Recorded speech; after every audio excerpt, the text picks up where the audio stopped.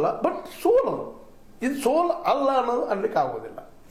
ಹೀಗಾಗಿ ಅದು ಇಡೀ ಈ 18 ಕ್ಷೇತ್ರಗಳನ್ನು ಪ್ರಭಾವ ಮಾಡ್ಲಿಕ್ಕೆ ನಿಧಾನಕ್ಕೆ ಕತ್ತಿಯವ್ರ ಜೊತೆಗೆ ಎ ಬಿ ಪಾಟೀಲ್ ಜೊತೆಗೆ ಬೇರೆ ಬೇರೆ ಗುಂಪುಗಳು ಬಂದು ಭೇಟಿ ಆಗ್ತಾ ಇದ್ದಾರೆ. ಜೊತೆಗೆ ಇನ್ನೊಂದು ಡೆವಲಪ್ಮೆಂಟ್ ಆಗ್ತದೆ ಈ ಹಿನ್ನೆಲೆಯಲ್ಲಿ ಹೇಳ್ಬೇಕಾಗಿತ್ತಪ್ಪ ಅಂತಂದ್ರೆ ಡಿ ಕೆ ಶಿ ಅವರು ಇಲ್ಲಿ ಎಂಟರ್ ಆಗ್ತಾ ಇದ್ದಾರಾ ಮೊದಲು ಹೇಳ್ತಾ ಇದ್ದೆ ನಾನು.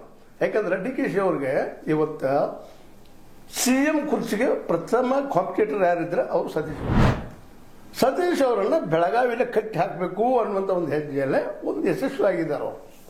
ಹುಕ್ಕೇರಿಯಲ್ಲಿ ಸತೀಶರ ಸೋಲು ಒಂದಿಷ್ಟವರಿಗೆ ಹೆವಿ ಆಗ್ಬೋದೇನೋ, ಭಾರ ಆಗ್ಬೋದೇನೋ. ಯಾಕಂದ್ರೆ ಇದನ್ನ ಬಯಸ್ತಾ ಇದ್ರು ಡಿ ಕೆ ಶಿವಕುಮಾರ್ ಅವರು ಬೆಳಗಾವಿ ರಾಜಕೀಯದಲ್ಲೇ ಮೂಗಾಡಿಸ್ತಾ ಇದ್ದಾರ, ಬರ್ತಾ ಇದ್ದಾರ, ಸಂಶಯ ಮಾತ್ರ ಹೇಳ್ತಾ ಇದ್ದಾರೆ, ಅಲ್ಲಲ್ಲೇ ಮಾತುಗಳು ಕೇಳ್ತಾ ಇದ್ದಾರೆ, ಎಲ್ಲೂ ಹೊಂದಾಣಿಕೆ ಆಗ್ತಾ ಇದೆ ಅಂತ.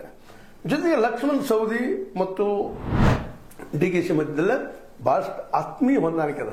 ಇದನ್ನು ಬಹಳ ಸೂಕ್ಷ್ಮ ವಿಚಾರ ಮಾಡಬೇಕು. ಇಬ್ಬರು ಬುದ್ಧಿವಂತರು, ನಮ್ಮ ಲಕ್ಷ್ಮಣ್ ಸವದಿ ಅವರಾಗಿರ್ಬೋದು, ಡಿ ಕೆ ಶಿವಕುಮಾರ್ ಅವರಾಗಿರ್ಬೋದು, ಬಹಳ ಬುದ್ಧಿವಂತರು. ಹೀಗಾಗಿ ಅವರಿಬ್ಬರ ಮಧ್ಯದಲ್ಲಿ ಹೊಂದಾಣಿಕೆ ಅದ. ಈಗ ಮೂರನೇ ಒಂದು ಶಕ್ತಿ ಬಂದ್ಬಿಟ್ಟದೆ ಇವತ್ತು ಗೆಲುವಿನಿಂದ. ಇವತ್ತು ಎಲ್ಲೂ ಇಲ್ಲದಂತಹ ರಮೇಶ್ ಕತ್ತಿ ಅವರು ಏಕದಮ್ ಟಾಪ್ ಪೋಸ್ಟ್ ಬಂದ್ಬಿಟ್ಟಿದ್ದಾರೆ ಇವತ್ತು. ನೋಡ್ರಿ, ಒಂದು ಗೆಲುವು ವ್ಯಕ್ತಿಯನ್ನ ಯಾವ ಮಟ್ಟಕ್ಕೆ ಹೋಯ್ತದಪ್ಪ ಅಂತಂದ್ರೆ ಅದು ಒಮ್ಮೆಲೆ ರಾಜ್ಯ ಮಟ್ಟದ ಲೀಡರ್ ಏನಪ್ಪ ಇವರು ಅನ್ನುವಷ್ಟು ಮಟ್ಟಿಗೆ.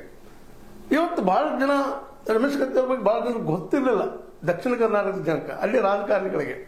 ಅದೇ ಅಂತ ಶಕ್ತಿ ಆಗಿರ್ಲಿಕ್ಕಿಲ್ಲ ಅಂತ ತಿಳ್ಕೊಂಡಿದ್ರು. ಆ ಶಕ್ತಿ ಇವತ್ತು ಎಲ್ಲರಿಗೂ ಪರಿಚಿತ ಆಗಿರ್ಬೇಕು. ಹೌದಪ್ಪ, ರಮೇಶ್ ಕತ್ತಿ ಅವರಲ್ಲಿ ಏನೋ ಅದ, ಸಮಥಿಂಗ್ ಇಸ್ ದೇರ್ ಅನ್ನುವಂಥ ಮಾತು.